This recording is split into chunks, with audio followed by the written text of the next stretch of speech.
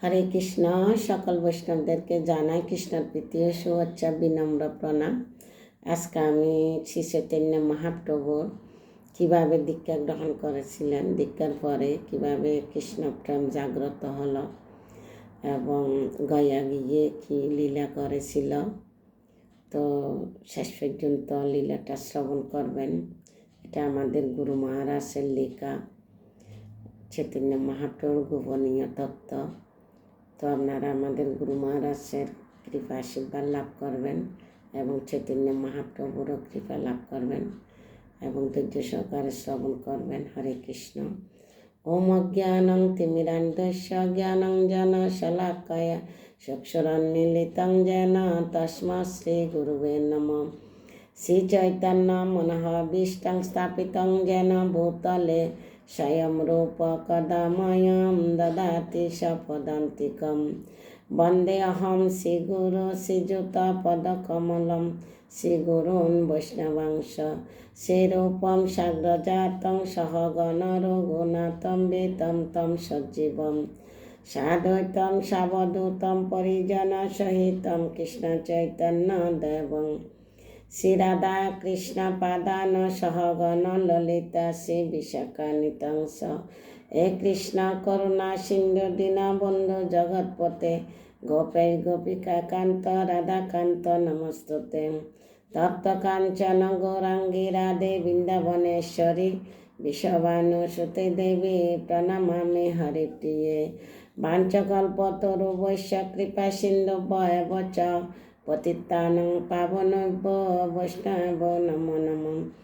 জয় শ্রীকৃষ্ণ চৈতন্য প্রভু নিত্যানন্দ শ্রী অদ্বৈত গদাধর শিবাসাদি গৌর ভক্তবৃন্দ। হরে কৃষ্ণ কৃষ্ণ কৃষ্ণ হরে হরে, হরে রাম রাম রাম হরে হরে। হরে কৃষ্ণ। চৈতন্য মহাপ্রভু প্রথমত কীভাবে গয়াতে গেল সে লীলাটা থেকে শুরু করি। জগন্নাথ মিশ্র দেহত্যাগের পর মহাপ্রভুর পিতার জন্য পিণ্ডদানের জন্য গয়াতে গমন করেছিলেন। পিণ্ডদান উদ্দেশ্য বিদেহী বা পিতৃপুরুষের আত্মার উদ্দেশ্য কৃষ্ণ প্রসাদ উৎসর্গ করা হয়। গয়াতে পূর্বপুরুষদের উদ্দেশ্যে প্রসাদ উৎসর্গ করার জন্য একটি আলাদা মন্দির রয়েছে, কিন্তু সন্ন্যাসীদের পিণ্ডদানের কোনো প্রয়োজন হয় না। এবার মহাপ্রভু কেন পিতার জন্য পিণ্ডদান করতে গেল, এটা দিয়ে আমাদেরকে শিক্ষা দিচ্ছে। মহাপ্রভু একজন গৃহস্থ ছিলেন। গৃহস্থ হিসাবে পিতা পিণ্ডদানের জন্য গয়াতে গমন করেছিলেন, আর ওনার শিক্ষক ছিল। তাই আমরা গৃহস্থদের পিতামাতা থাকলে ভক্ত হলো পিণ্ডদান করা রীতি শাস্ত্রে দিয়েছে, কিন্তু কৃষ্ণ প্রসাদে সর্ব উৎকৃষ্ট। তো শ্রী চৈতন্য মহাপ্রভু গৃহস্থ ছিলেন, তাই পিতার জন্য পিণ্ডদান করার জন্য গয়াতে গমন করেছিলেন। সে সময় মহাপ্রভুর বয়স ছিল মাত্র 18 বছর। তিনি গয়াতে গিয়ে মাধবেন্দ্র পুরীর সবচেয়ে বিখ্যাত শিষ্য ঈশ্বরপুরী মহারাজের সঙ্গে সাক্ষাৎ করেন এবং তাকে বলেন, আমি যদি কৃষ্ণর কাছে ফিরে যেতে চাই তাহলে আমার একজন গুরুর প্রয়োজন। যদি আমি গুরু কৃপা না পাই তাহলে আমি কিভাবে কৃষ্ণকে লাভ করব? আমি আপনাকে গুরু রূপে চাই, দয়া করে আমাকে মন্ত্র দান করুন। তখন ঈশ্বরপুরীর সাথে আগে চৈতন্য মহাপ্রভু যখন ছোট ছিলেন তখন ঈশ্বরপুরী চৈতন্য মহাপ্রভুর বাড়িতে এবং জগন্নাথ মিশ্রের বাড়িতে আসছিল এবং ঈশ্বরপুরীর থেকে ভগবত কথা এবং প্রসাদ গ্রহণ করত। তখন এই ঈশ্বরপুরীকে পেল কোথায়? গয়াতে। তখন বলল, আমাকে মন্ত্র দান করুন। তখন ঈশ্বরপুরী বলল, আপনি একজন মহান পণ্ডিত, আমি কি? আমি কিভাবে দীক্ষা দিতে পারি? তখন মহাপ্রভু উত্তর দিলেন, আমাকে বিতাড়িত করবেন না। আপনি কৃষ্ণকে জানেন, আপনি মাধবেন্দ্র পুরীর সেবা করেছেন, আপনার কাছ থেকে মন্ত্র গ্রহণ করতে পারি, তাহলে আমি আপনার কাছ থেকে যদি আমি মন্ত্র গ্রহণ করতে না পারি, তাহলে আমি কিভাবে জীবন ধারণ করব জানি না। দয়া করে আমাকে মন্ত্র দান করুন। যদি মন্ত্র না পাই তাহলে আমার জীবন শেষ করে দিব। সবাই জানে নিমাই পণ্ডিত কঠোর ব্রাহ্মণ, তাই ঈশ্বরপুরী তখন ওনার বাক্য শুনে নিমাই পণ্ডিতকে মন্ত্র দান করলেন।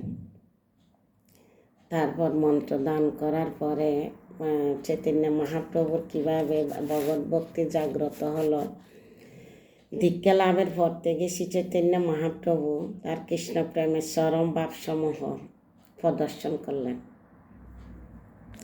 তারপর শ্রী চৈতন্য মহাপ্রভু ভগবান শ্রীচরণ চিহ্ন অভিষেক আরম্ভ করলেন, পঞ্চামৃত দিয়ে অভিষেক করলেন। যখন তিনি সব নিবেদন করেছিলেন তখন তার চোখ থেকে অশ্রু নিগলিত হচ্ছে। শুধুমাত্র দীক্ষা লাভ করে তিনি তার হৃদয়ে এক বিরাট পরিবর্তন অনুভব করলেন। তার হৃদয়ে কৃষ্ণ প্রেম প্রকাশিত হতে শুরু করল। তখন হৃদয়ে কৃষ্ণ প্রেম এতটাই পূর্ণ ছিল যে বিষ্ণুপদ অভিষেক করার সময় চোখ থেকে অশ্রু ঝরে পড়তেছে। এভাবে তিনি ভগবানের চরণ পদ্ম প্রেম অশ্রু দিয়ে অভিষেক করলেন। তারপর তিনি ভোগ নিবেদন করলেন এবং পরে সে প্রসাদ তার পিতা মৃত আত্মার উদ্দেশ্যে নিবেদন করলেন। মৃত পিতার উদ্দেশ্যে সে প্রসাদ নিবেদন করলেন। এটা দিয়ে আমাদেরকে শিক্ষা দিচ্ছে আমরা যেন ভগবত প্রসাদ আমাদের পিতা মাতা বা আত্মীয় স্বজন যে কেউ মৃত হোক না, ওনাদের উদ্দেশ্যে ভগবত প্রসাদ উৎসর্গ করা। তারপর আসক এবার গয়াতে কিভাবে মন্দির প্রতিষ্ঠা হলো। বহুকাল পূর্বে গয়াসুর নামে এক অসুর সেখানে বাস করত। অসুরের স্বভাব অনুযায়ী গয়াসুর সেখানে বিভিন্ন ধরনের উৎপাত করেছিলেন। এই গয়াসুর অনেক অত্যাচারী ছিল। এটাকে দমন করে কিভাবে মন্দির প্রতিষ্ঠা করবে তার লীলাটা করার জন্য শ্রী চৈতন্য মহাপ্রভু এই গয়াতে পিতার উদ্দেশ্যে পিণ্ডদান করতে আসছিলেন।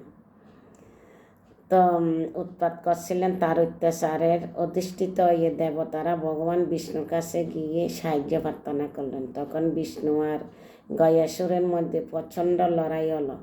অবশেষে বিষ্ণু গয়াসুরকে ধরাশায়ী করে তার বুকে নিজ চরণ স্থাপন করলেন এবং গয়াসুরকে আত্মসমর্পণ করতে বললেন। গয়াসুর বলল, আমি আত্মসমর্পণ করছি, কিন্তু আমাকে 3টি বর দিতে হবে।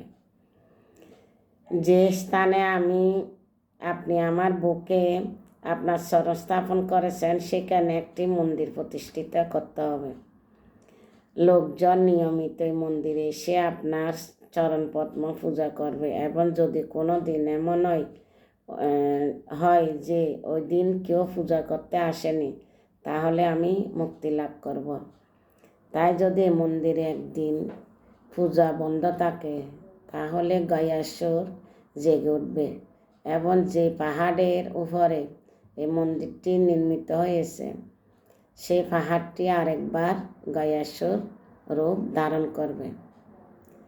এটি হলো যে চৈতন্য মহাপ্রভু পিতার জন্য গয়াতে গেল পিণ্ডদান করার জন্য,